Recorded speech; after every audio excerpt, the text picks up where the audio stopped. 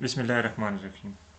Welcome to CSC 322 operating system concepts. और आज का जो हमारा टॉपिक है वो मल्टी लेवल पेजिंग के बारे में है।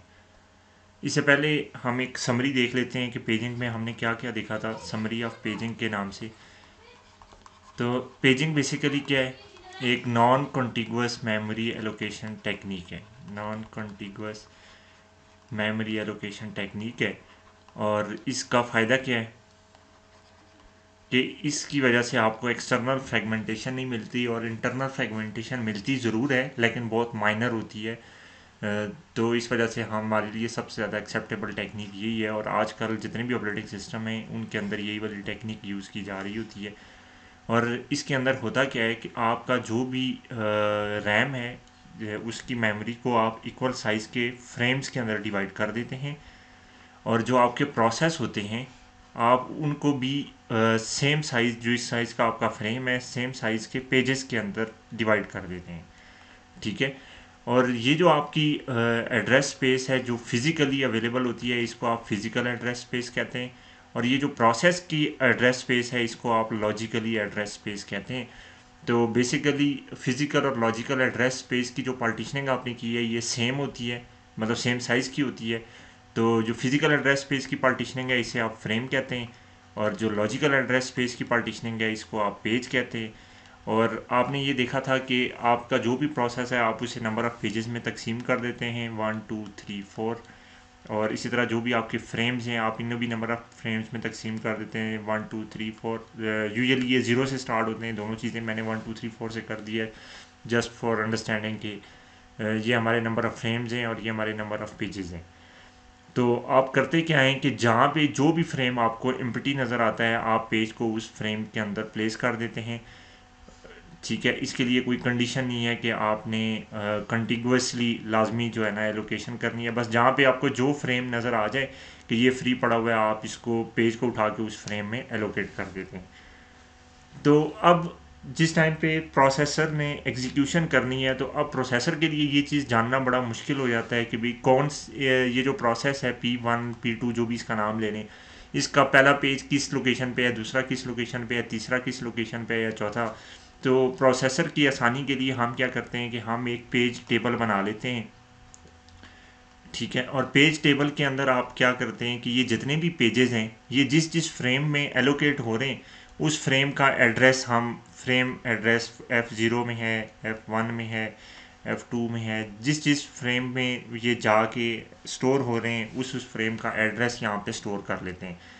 और इसका जो स्टार्टिंग एड्रेस है, जिसे आप कहते हैं बेस एड्रेस, ठीक है, ये इस पेज टेबल का बेस एड्रेस आप प्रोसेसर को प्रोवाइड करते हैं।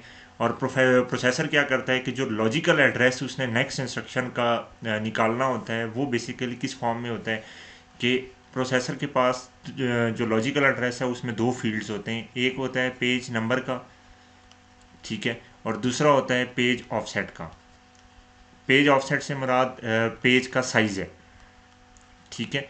फर्ज किया आपने कहा जी कि पेज नंबर 1 है, ठीक है, और पेज के साइज़ को पूरे को एड्रेस आप इन बिट्स की मदद से कर सकते हैं। फ़र्ज़ किया अगर पेज का साइज़ 4 बाइट का है तो आपको 2 बाइट दो 2 मतलब 2 बाइट्स चाहिए इस चारों की इस सारी बाइट्स को एक्सेस करने के लिए। अगर आप 0 0 करेंगे तो पहला बाइट एक्सेस हो जाएगा, 0 1 करेंगे दूसरा बाइट एक्सेस हो जाएगा, 1 0 करेंगे तीसरा बाइट एक्सेस हो जाएगा, 1 1 करेंगे तो चौथा बाइट एक्सेस हो जाएगा। तो ये पेज ऑफसेट और पेज नंबर, ये दो चीज़ें ये आपकी मिल के लॉजिकल एड्रेस बनाती हैं। तो प्रोसेसर बेसिकली करता क्या है कि इस लॉजिकल एड्रेस को ट्रांसलेट करता है फिजिकल एड्रेस में, क्योंकि डाटा तो आपका एक्चुअली किसी फिजिकल लोकेशन पे पड़ा हुआ है। तो वो कैसे करता है कि वो जो आपका पेज टेबल का बेस एड्रेस है, ठीक है, ये जो फ़र्ज़ किया कि ये है 0 0 इस लोकेशन के ऊपर ये पेज टेबल का बेस एड्रेस था, इसके अंदर ऐड करता है पेज नंबर को। ये 0 0 एड्रेस आपका लोकेट करता है पेज टेबल की स्टार्टिंग को, और उसके बाद पेज नंबर आपका लोकेट करता है कि भाई आपका पहला फ्रेम है, दूसरा है, तीसरा है या चौथा है, मतलब जिस भी फ्रेम पे आपने जाना है। फ़र्ज़ किया कि 1 लिखा हुआ था तो वो पहले फ्रेम के अंदर जो भी एड्रेस था तो उसको रिप्लेस कर देता है। तो जो फिज़िकल एड्रेस आपका बन जाता है उसमें क्या होता है कि जो भी फ्रेम का नंबर था वो आ जाता है, F0 का जो भी नंबर आपका बाइनरी में बना हुआ था वो आ गया। और उसके अलावा ये जो पेज ऑफसेट था, ये पेज साइज़ है, मैंने आपको पहले भी बताया, और आपको पता है कि पेज साइज़ और फ्रेम साइज़ दोनों इक्वल हैं। तो ये जो डाटा था ये इसको एज इट इज़ कॉपी कर देता है इसके अंदर फ्रेम साइज़ में। ठीक हो गया। तो ये आपका मिल के एक फिज़िकल एड्रेस बन जाता है आपका, ये आपका एक फ़िज़िकल एड्रेस बन जाता है, और इस तरह से आप के जितने भी प्रोसेसेस हैं आप उनको एक्सेस कर रहे होते हैं। अभी मल्टी लेवल पेजिंग की ज़रूरत क्या आती है या उसका इशू हमारे पास क्या है। हमने अभी तक देखा था कि ये जो हमारा पेज टेबल बना है इसका साइज़ हम कैसे फाइंड करते हैं कि इसके अंदर ये जो एड्रेसेस आप स्टोर कर रहे हैं इनमें कितने नंबर ऑफ़ बिट्स हैं, नंबर ऑफ़ बिट्स कितने हैं इसके अंदर, मल्टीप्लाई बाय कि ये टोटल एंट्रीज कितनी है, मतलब जितने पेजेस होंगे नंबर ऑफ़ पेजेस कितने प्रोसेसर के प्रोसेस के नंबर ऑफ़ पेजेस जितने होंगे उतनी नंबर ऑफ़ एंट्रीज होंगी, और हर एंट्री का में कितने नंबर ऑफ़ बिट्स यूज हुए हैं इनको मल्टीप्लाई करेंगे तो आपके पास पेज टेबल का साइज़ आ जाएगा।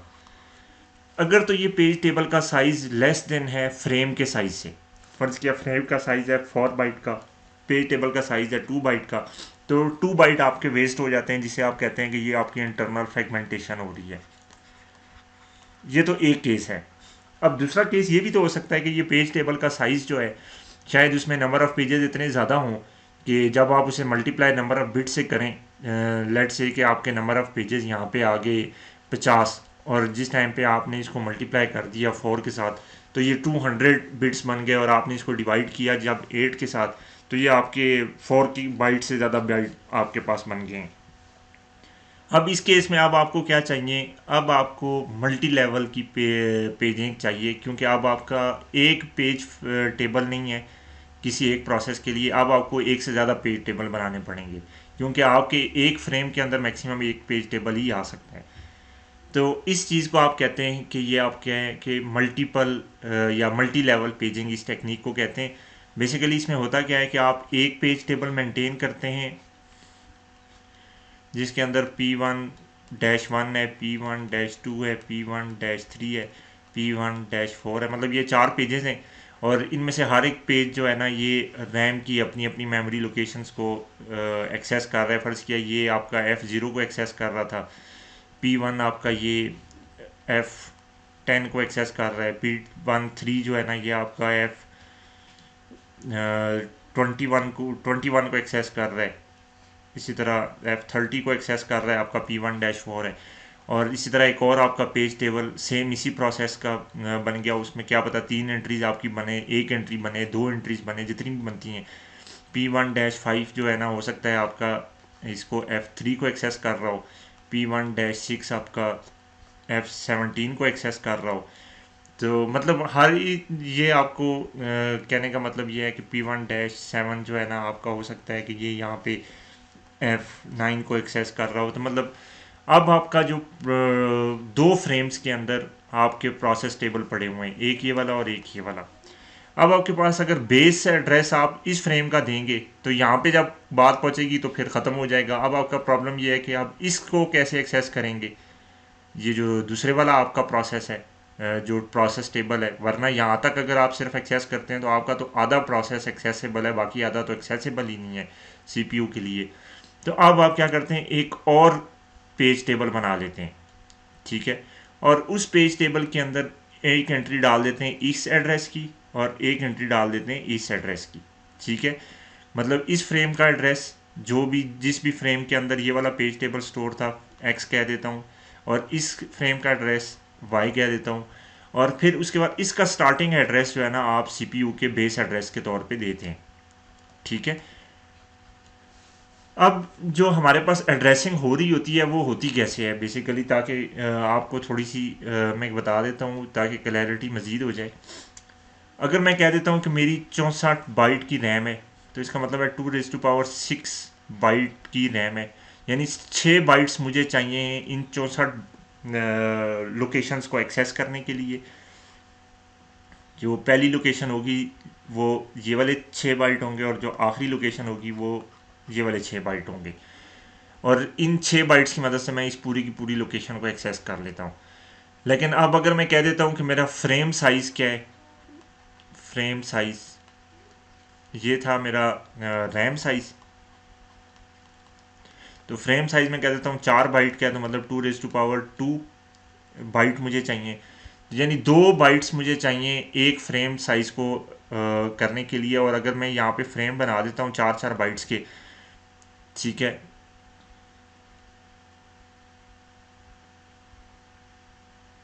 00 होगा, 01 10 11 और उसके बाद 100।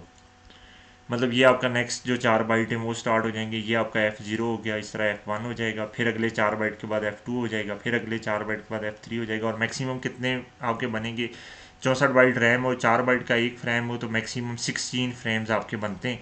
तो ये करते करते आपका लास्ट पे आ जाएगा F15। ठीक है, ये मतलब 16 फ्रेम हो गए। अब हर एक 16 फ्रेम्स को एक्सेस करने के लिए मुझे कितने बिट्स चाहिए? अंडरस्टूड सी बात है, 4 बिट्स हैं। मतलब 4 बिट अगर मेरे पास होंगे तो मैं एक फ्रेम को एक्सेस कर लूँगा, और 4 बिट्स की मदद से मैं मैक्सिमम 16 फ्रेम्स को एक्सेस कर लेता हूँ, क्योंकि आपको पता है 2⁴ = 16 होता है। तो हम क्या करते हैं कि ये जो हमारा 6 बिट का फिजिकल एड्रेस बनता है, इसको आप 2 हिस्सों में पार्टीशंस कर देते हैं। इसमें एक हिस्से को आप कह देते हैं कि ये आपका फ्रेम नंबर रिप्रेजेंट कर रहे हैं, और दूसरे हिस्से को कह देते हैं आप कि ये आपका जो फ्रेम का साइज़ है उसको रिप्रेजेंट कर रहे हैं। अब ये जो फ्रेम नंबर है, फ़र्ज़ किया कि ये जो पहले 4 बिट थे 0000, इसका क्या मतलब हुआ कि ये 0 नंबर वाला फ्रेम है, और 00 का मतलब हुआ कि उसमें पहली लोकेशन है, 01 का मतलब हुआ कि उसमें दूसरी लोकेशन है, 10 का मतलब हुआ उसमें तीसरी, और 11 का मतलब हुआ उसमें चौथी लोकेशन है। इसी तरह 0001 और उसके बाद 00 का मतलब है कि ये दूसरे फ्रेम की या F1 की पहली लोकेशन है, F1 की दूसरी लोकेशन है, F1 की तीसरी लोकेशन है, F1 की चौथी लोकेशन है। और इस तरह करते करते आपके सारे के सारे फ्रेम्स और उसके अंदर जितने भी आपका बाइट्स हैं या उसका साइज़ है वो एक्सेसिबल होते हैं। सेम इस तरह अब चूंकि आपके पास मल्टी लेवल पेजिंग आ गई है, तो मल्टी लेवल पेजिंग में आप अगेन क्या करते हैं कि ये जो फ्रेम के नंबर्स हैं इनको अगेन 2 हिस्सों में तकसीम कर देते हैं।